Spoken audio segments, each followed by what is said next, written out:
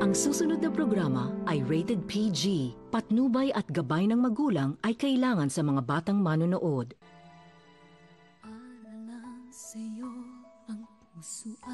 Ibang Mark ang kilala ko noon.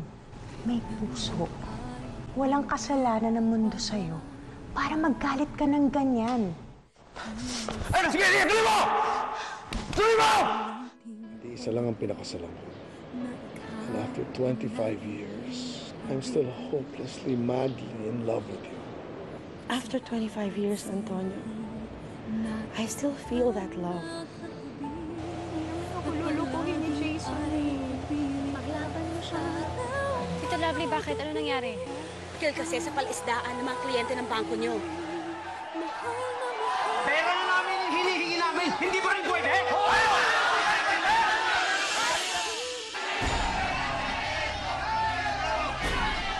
Kailangan ko sila harapin! Uy, huwag mo silang harapin! May init pa ulo ng mga yan! Hindi ka nila pakikinggan! Puntaan mo muna yung pinapakausap ko sa'yo. Wala pa tayong may bibigay sa kanila. Pero pag nakausap mo, doon natin sila haharapin. Sige na! Sige na! Tama. Tama si Dave. Delikado ngayon. Ang mabuti, dumaan ka na lang muna sa likod. Ha? Sige na! Wala na tayong oras. Sige na! Umalis ka na! Sige na, sige na. Sige na!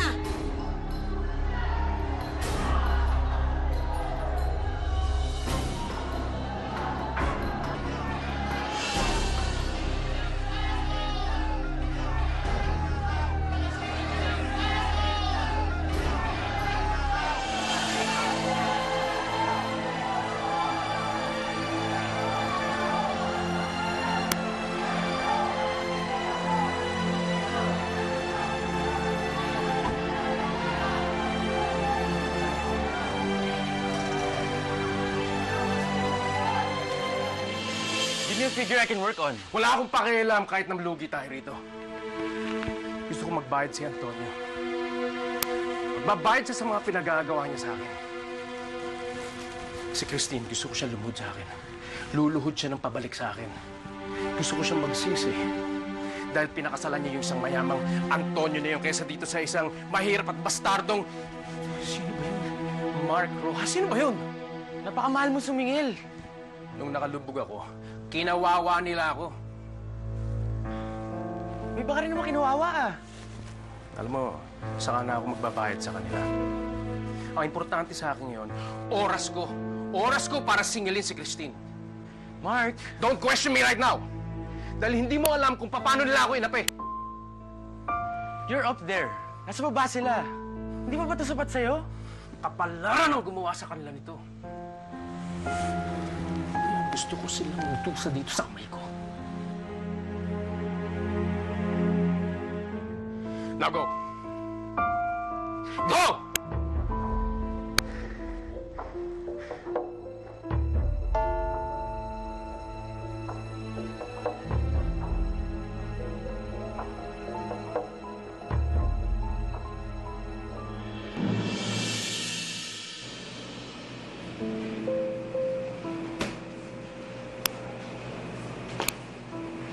Do not underestimate my gender.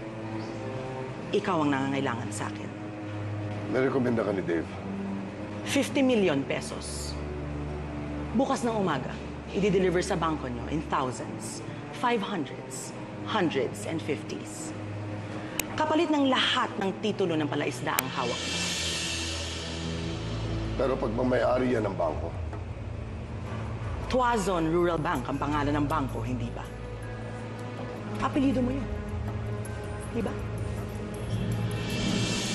Ay nako, si Antonio, sobrang busy sa bangko. Hindi niya kayang umalis kahit sandali para makipagmerienda sa atin. Christine, tumatawag ang mister ko kay Antonio. Hindi raw siya sinasagot. Malala na ba ang problema sa bangko? Hindi naman. In fact, bukas na bukas magbubukas ang bangko and everybody will be served. Sigurado na ba yun? Alam mo kasi baka kailangan din kumuha ng konting pera. Magbabakasyon kami buong mag-anak sa States. Tawagan mo ang asawa mo. Sabihin mo, unahin na kami.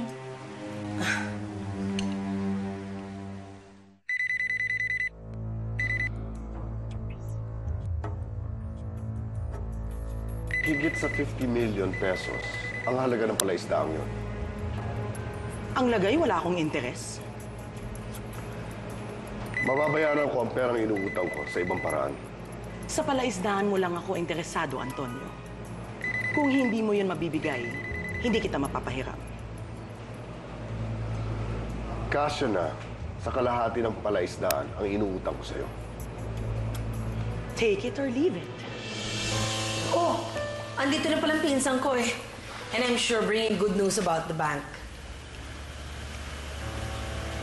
Excuse us? Okay. Excuse us. Ano nangyari sa bangko? Bad. Very bad. Hindi ko rin alam kung paano ito malulustan ni Antonio.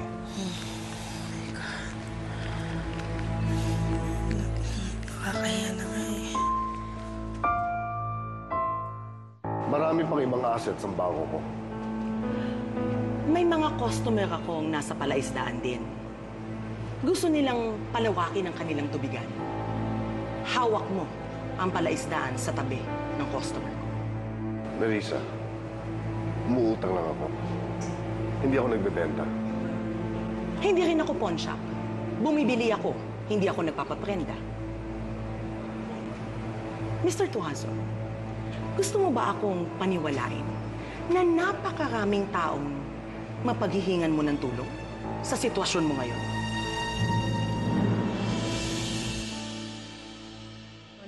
Halos kasi edad lang natin yung lalaki.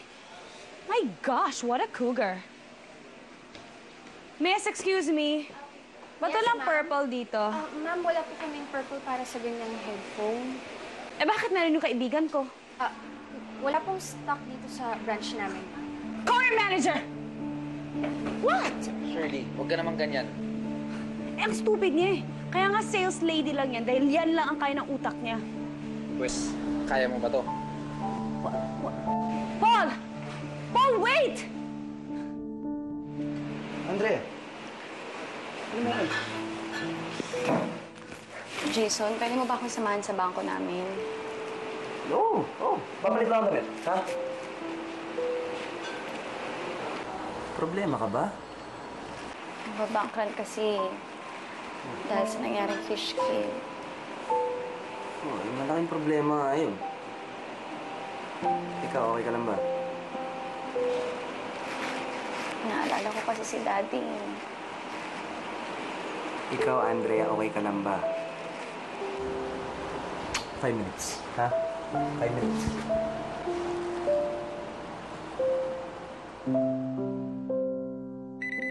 Sagutin mo nga yan. Ano sasabihin ko? Hindi ko alam. Sabihin mo sa kanya ang totoo. Sabihin mo na nagkamali ka sa desisyon mo na umutang sa mga loan sharks. Pero nagigipit na tayo. Kahit na. Karapatan naman talaga ni Christine na malaman ng lahat. Ano ka ba? Asawa mo yung katuwang mo sa buhay. Karapatan niya malaman ang buong problema. Nilalayo ko nga siya sa problema ng opisina. Tapos sasabihin ko pa sa kanya to.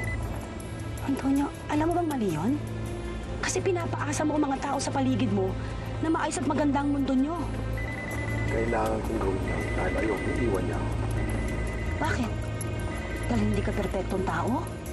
Antonio, ganun ba kababa ang tingin mo kay Christine? Ayoko lang siyang bigyan ng dahilan para ma-disappoint sa akin. Minsan na siya na-disappoint sa isang lalaking minahal niya. Ayokong maulit ito. Antonio. Listen, Lovely. Alam ko sa puso ko na hindi ako unang lalaking minahal niya. May nauna na. The only reason na hindi niya ako iniiwan is because kahit kailan never ko siyang binigyan ng problema. Ngayon ko pa siya bibigyan ng dahilan. I can't do that.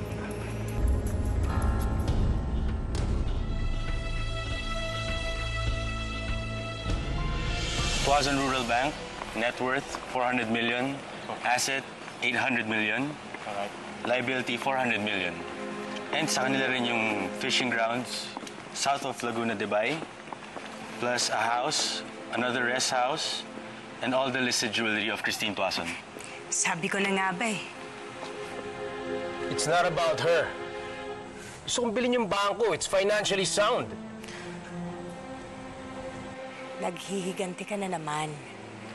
Mark, ang tagal na nun.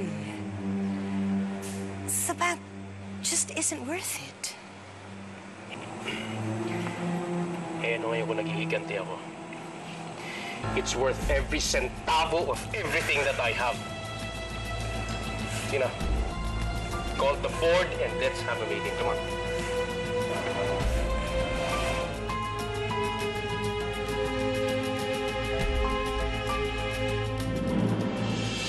Girl, your bank is so in the news. The treasurer quit it. Small problem. You know how sensational the news naman, no? Hindi ka worried? Me? Worried? Hello, that's just our bank. Hindi lang naman yun ang kinabubuhay namin. Sabi ko nga sa friends natin, lahat na ng pamilya babaksak. Ayun lang hindi. Girl, matapon man ang crap ko na.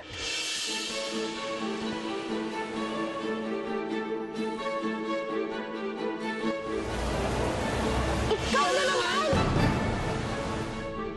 Malapit nang bumagsak ang Tuason Rural Bank. Kinagat ni Antonio ang pautang ni Madam Nerissa. Hindi niya alam kung paano maningil yung babaeng yun. Ang runong-runong talaga ng asawa ko. At hindi nila alam kung sino tumutulong sa pagbagsak nila. Ang galing-galing talaga ng asawa ko. Oh, Shirley anak. Ba't wala ka sa school? At bakit mainit ang ulo mo? Ay, nako. Nagpalamig lang ako ng ulo, Dad, para hindi ako mabwisit sa bahay na to. Lagi namang mainit ang ulo niyang anak mo eh. Excuse me? Ba't hindi mo tanungin yung pangalawa mong asawa, Dad, kung sino dinadala niya dito habang wala ka? Ano?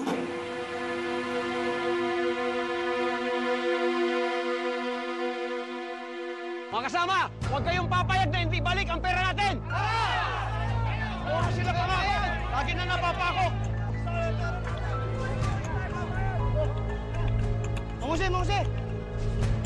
Mga pason!